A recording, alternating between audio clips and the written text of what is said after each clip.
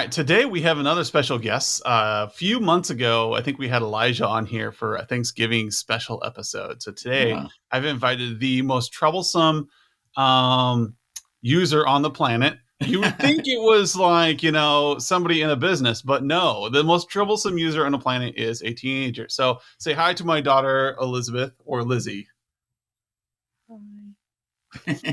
You can tell she's just bursting with confidence here and is really excited to be on this podcast. So Skip and I wanted to get the perspective of like a teenager when it came to like technology usage and, you know, if there are things that adults need to know in businesses or anything that might be useful to us. But the first thing I was trying to prepare for was what kinds of technologies rule your life right now? Mostly Snapchat or Instagram. I don't have Snapchat, but It's because Snapchat's evil. There we go. well, kind of, I guess. Thank you for your honesty. But yeah, most kids have Snapchat. I don't. I usually use Instagram over most things, even though Instagram is pretty similar to Facebook. Yeah, I never really got why people prefer Instagram over Facebook. I know, Skip, you're a big like TikToker, so Oh yeah, that's definitely me. Go check out Skip's TikTok channel. Good luck definitely, finding that. we should do that. We should Skip with all his dances and everything, and Yeah. we're gonna create a channel for you called Skipisms. No, that So, would be good. Yeah, yeah. what's the TikTok thing? That's just people doing dances, right? For the most part, yeah. Or I could sing something. Yeah, yeah. That would be. Get your guitar out. Get your guitar out and Yeah, give us a good beat on the bass line. yeah. Sing a sea shanty. So one of the things that I really think is the most interesting about technology and teens today is that when I went to high school, now Skip, they didn't have printed media when Skip was a kid. But when I was a kid, you had your books and you had this backpack that would basically give out after a year because you had about 60 pounds of books in these bags. Yep, yep. And they smelled all kinds of smells because of the gym clothes you would shove in there. But today, like everybody's got a Chromebook, right? Yeah. And except for some people can't have Chromebooks, and so they have to do everything on paper the right way, right? But like, it's the kids love it because we can check and see if they're missing assignments all the time, and they think it's the best thing in the world, right? Absolutely. When I was a kid, you could be missing an assignment and no one knew. Now, given people our age, never missed assignments, right, Skip? Yeah, no, I'm not at all. I turned them all in on time, even. So, what is it that you guys use for school? Well, usually we use like Google Classroom, which is like an online version of all of our classes. And then we also have this portal with all of our textbooks, all of the sites that we use for school. So we have video platforms on there where we can create videos for different classes. We have Google Keep, which is like the notes on the iPhone. What else? We've got Google Calendar, so we can online planner, keeps track of all your assignments. And if should keep track of all your assignments. Yeah. Does it automatically add your assignments to Google Calendar? If it's linked with your Google Classroom, it should keep track of all your assignments. Otherwise, you have to manually put everything in. But it normally does a pretty good job of keeping track of your assignments. Unlike the teenagers. Yeah. So, Lizzy, do you kind of trust that? I mean, is that just something where you go and look, or are you always do you feel like you have to take care of the information that's there, or is it just there? Do you feel like it's just automatically going to be there? I feel like normally I can trust that it's all going to automatically be there, but I haven't recently checked my calendar because, well, we're on spring break right now and I haven't had any assignments to do. Oh, really? Let me check. The bane of their existence is the fact that Mom and I can pull up our phone and go, Lizzy, and then she knows what the next 10 minutes is going to be like. Like, we should probably just create a recording. So instead, I'll set the phone down here. I'm going to push play. And it's going to be the lecture of getting your assignments done. Yeah. And then everybody saves time. Now, let me ask you something else, Lizzy. So Adam just brought up, he can pull out his phone, and that is kind of one of the beauties of Google Classroom is it's, accessible over any media. So you have a Chromebook, but given the choice, would you pick up the Chromebook or would you pick up your phone to do the exact same thing? Which one would you go back? Which one would you Uh, like? I prefer my phone for just like quickly checking assignments, but if I have to like do something on a Google Doc or on a Google Slide, I prefer my Chromebook because it's easier to see and easier to type on there And less distracting. and less distracting. Yeah. Less distracting. Now, see that's the answer that to me makes sense from a techie guy. I like that answer, but my experience with my own kids has been different, and sometimes it has been almost an all-out fight, And so, I've got some martial arts skills, So I'm really we've been tempted, put some arm bars on people to actually put them in front of a full size, even though it's a laptop, but and put them in front of a keyboard and a real screen as opposed to this little handheld device. My experience is teens will only do anything if they can do it on their phone.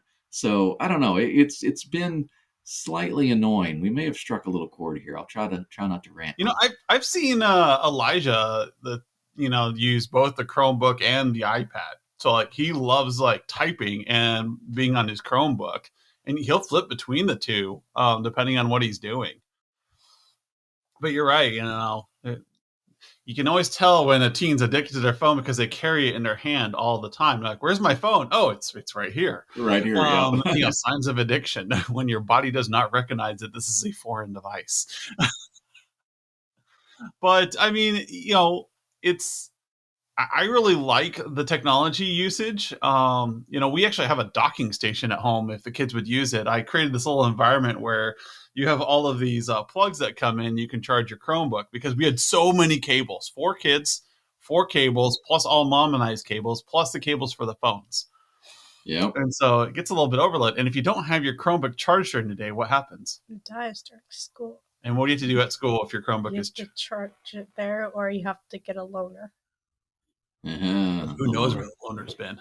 The infamous loaners, yeah. What if you got a nose picker that had it before you? I think they clean most of the computers, but no. Can it really be clean enough? It's a public school, so. Who knows? Yeah, it's a public school. I mean, some things just can't be cleaned enough.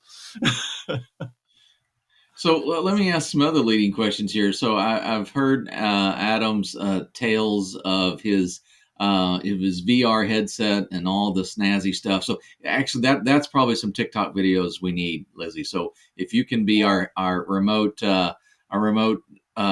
camera person on that one, when Adam really gets into the groove on what was it, lightsaber beat or something? Beat Saber. Yeah, but Tales from Galaxy's Edge is a little bit more fun. Okay, so we need some videos of that. That really needs that needs to be out there. But anyway, so given that is kind of one of the new technology trends, how big are you on that VR stuff? Is that something that you're really interested in, or is it just kind of like a eh? I mean, it's cool and all, but like most of my friends don't have a VR headset, so I can't really talk to them on that or play games with them on it unless they have like Acron on their phone, because then I can throw them around while I'm a tree. But other than that, like, I have other stuff I could do with my friends. Yeah. Okay. You guys need to get more VR headsets. We're just too cutting edge. So it's all about demand then. Okay. I'm just kind of, is there something, so is it your friends that's going to kind of bring you into, if more of your friends get VR headsets, you'll be, more willing to do that more often? Or is there some cool thing, that you would like to do that would get you with the VR headset more? Which one of the two would lead you more? Probably friends. We can get them on Walkabout Mini Golf. Yes, that'd be fun. I've done that a couple of times. I got my sister on it, so now she can get in there. So maybe you can play with your cousins. Get some family bonding in there, Yeah. Long distance family time. Hey, that could actually be a pretty good resource there. let's do a little nostalgia here. You know, when I was a kid, I had to get up and walk and turn the TV, and I had to we had to rent videos from the store and bring them home. Yep. So, what's your digital life like at home? Well, basically, we turn on the TV and everything we want to watch is there. Some stuff we have to pay for, but that's been less often now. Uh, most What's of your us favorite technology at home? favorite either my phone, the Switch, or the Xbox. Because we just got a new game on the Xbox, and I like it. What's your game recommendation here, Lizzy? Gang Beasts. Gang Beasts. I don't understand it, but they love it for some reason. It is so fun. It's on Xbox Live for anybody who wants to check it out. You guys have to be wrestle, right? Or how do you? Yeah, you're trying to knock the people who are trying to arrest you off, knock them out and then throw them off the side of the building or an incinerator or if lava pit. Very violent. It depends on which mode you're playing. So what's cool here is that when I was a kid, we had Nintendo, and largely it was guys that would play. Big old sweaty stink fest in a room eating Cheetos. Now I come home and Lizzie's like, hey, I need this game because me and my friends play it at home. Technology has the use cases have really changed now. Now that it's cool for girls to be gamers on an Xbox. It's normative now. I would have never dreamed that this would be the case. Ever. It would be. Yeah. Ever. You know? And it's not, and you're not playing some kind of cute little flowery My Pony game. You're playing hey, how do we kill each other games? Yeah. And not just a simple FPS, but actually brutally punching each other and throwing each other into lava pits. All right. So is this now, a motion capture? Anger is there between you and Emily? What's the deal here? Now, is this a motion capture, or are you using the controller? Is it your thumbs or your arms? It's your thumbs. Yeah. Oh, okay. All right. There's depending on what keys you buttons you press, it does different things. Okay. All right. So, no exciting videos to come out of that one then. Well, actually, I did have one. It was Emily yelling at the TV. So the yelling aspect, okay? So, yelling at someone in the game, I totally get that. But so obviously been involved with technology longer than should have been. And so there is always a regular, phase in my life where I'm yelling at some piece of technology, or at least I want to yell at it because it's not doing what I want it to do. And there's this immense frustration that comes with that. Do you get frustrated with technology? Do you reach that point as well? Yeah. Okay. All right. Well, that's good. That's good. I probably yell at my phone on a daily basis because something isn't loading. She gets that from me. Okay. All right. So that's good. I guess that's the trait that passes age. We can all get frustrated with technology, even the teens. Okay. That's a good. So what about unplugging? Is unplugging a thing, or technology vacations a thing with teens? I mean, some of us unplug, but not a lot. Is it a vacation you look forward to or not? Once in a while, out in the bike paths and stuff. How does that feel? Do you feel like you need that every once in a while, or do you feel like that's just it's just annoying? I feel like I need it every once in a while because I do enjoy being outside, and it is nice to just take a break from technology and enjoy nature for once. Yeah, we are big campers, aren't we? It's almost camping season. We got like 2 weeks. It's going to be camping season. Some marshmallows, get some wood fires going. Chocolate. So we do balance. I feel like we do balance. Unfortunately, you have a tech guru for a dad. You're watched all the time. Mm-hmm. You're gonna have a lot of counseling later on in life. Dealing with how watched all the time. But is it helpful? Is it too overbearing too much? I mean, I don't really think about it. There we go. Good answer. I mean, I know you guys watch me on my phone and can see how often I'm on it, how many times I check it, but I mean, sometimes it bothers me, but not normally because I'm just used to it. Yeah. Well, and also I think you've come a long ways, like maturity wise, since you've had your phone. I mean, in the beginning, you didn't have very many limits, but you've learned like good behaviors on your phone versus bad behaviors on your phone over time, right? Yeah. Same with all technology. Do some of your friends, or maybe not friends, but your frenemies or your friend groups, Acquaintances. do they Frenemies. still abuse their technology that in ways that you can see are unhealthy? Yes. Yes. Now, this idea of controls and someone's watching, to some aspect, I think that touches, pretty much everyone's life. But you've mentioned you don't think about it much. Do your friends and your classmates, do they think about, do they complain about the controls or people watching over them, seeing what they're doing on their devices? I mean, I have gotten a few complaints from people because, like, I'll run out of time on a game and they're like, oh, come on, really? Like, yeah, Yeah. and, like, it's normal. I eventually run out of time and it's just Yeah. part of life now. So I think that's a good idea. Like, explain to them kind of like our deal. Like, how do you get restricted, and how do you like explain to them kind of like the deal we have with the mobile device. Now, I am a Nazi, but other than that, full disclosure, Daddy is a jerk. Um, Careful, Putin's coming for you. yeah, he's gonna recruit me. Oh no, that's right. He's hunting them. There Anyways, you go. We're um, right. the explain to the people we're listening to. These are a lot of technology people listening. What kind of deal do you and I have when it comes to your phone? How do you get loosened restrictions, and how do you get more restrictions? Well, I usually get more restrictions when I'm, like, abusing the non as tight restrictions on my phone. Like if I download Snapchat or if I download another app that I know I'm not supposed to have, then my restrictions get like tighter. But if I'm honest like with what I'm doing on my phone and if my screen time goes down and I'm just not on it as much, my restrictions like become less and less and I start to get more time and more freedom on my phone.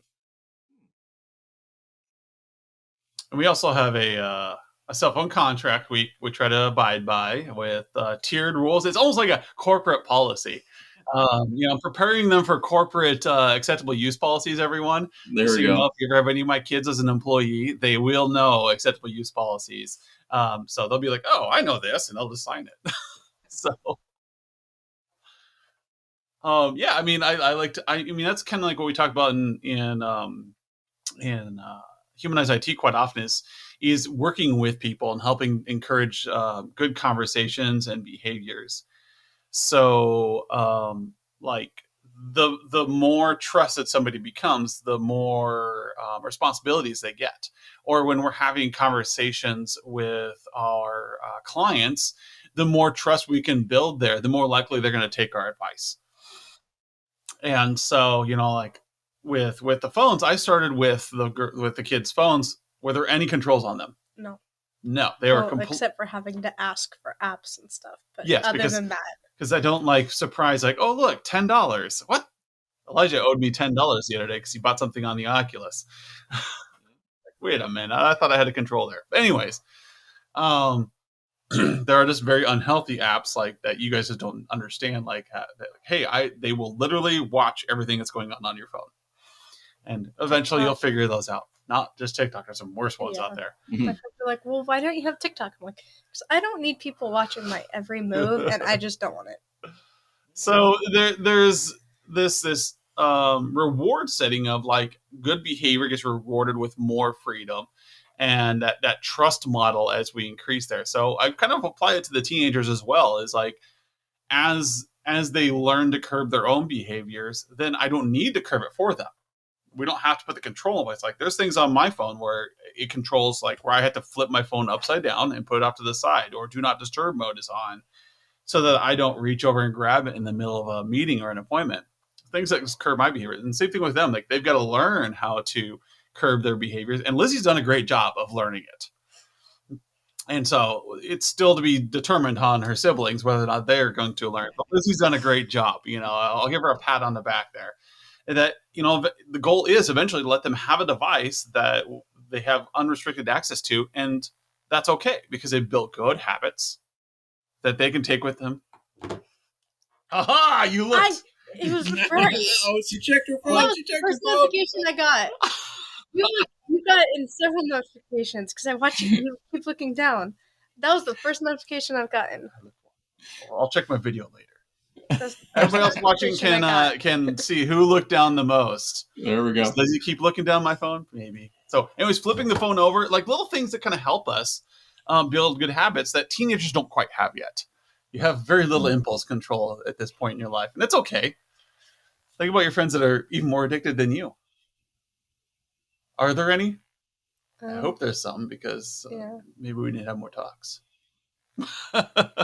Yeah, that's interesting. So do you notice people who won't get off their phone, or does it frustrate you when you're trying to talk to someone and they won't look at you because they're staring at their phone, or little things like that? Does that come up in normal conversations and things? Not really in conversations, but there will be times like during class a kid will just pull out their phone and start watching TikTok videos or start snapping people, or they'll be scrolling through Instagram and it'll be completely dark in the room and we're trying to watch a video and the screen will be as bright as it can get. Dude, we're trying to watch a video, like put it away, keep it away. Well, early on, you had some problems like keeping your phone away during the school period. But you've gotten better. We've built some good habits in. But was it hard to leave your phone in your backpack? It's so rewarding to have like people that are constantly watching you and talking at your fingertips. For me to have a friend in high school, I had to drive 22 miles to go see them, or I had to memorize their phone number and call them on the phone and hope that they picked up. Yeah, not their sister or brother or somebody else in the household.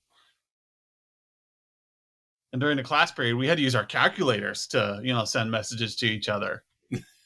Very restrictive. Yeah.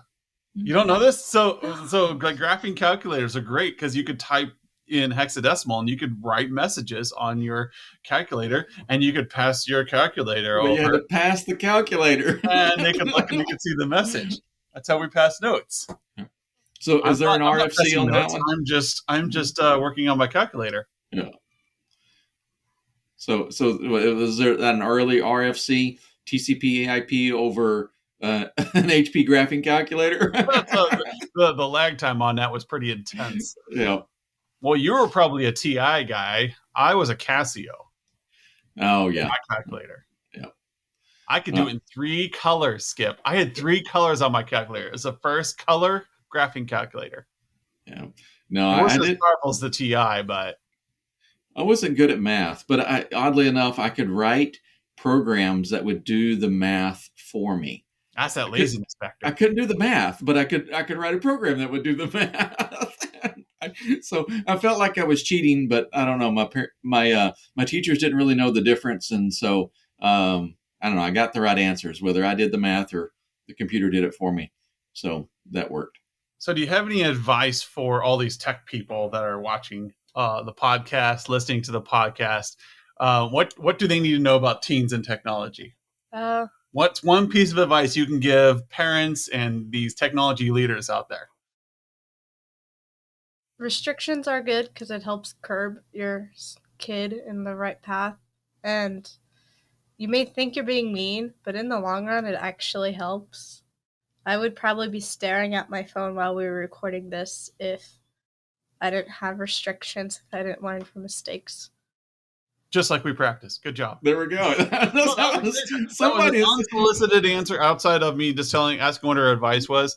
I'll take the programming chip out later so that you can have free will again. But definitely feel the Starbucks run coming on here. Starbucks.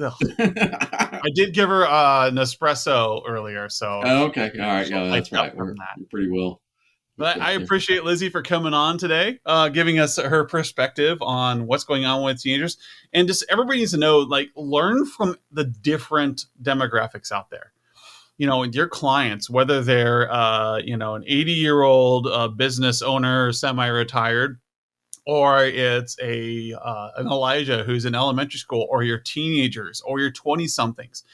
They all have different perspectives on technology, and you gotta connect with it because Lizzy uses technology different than I do.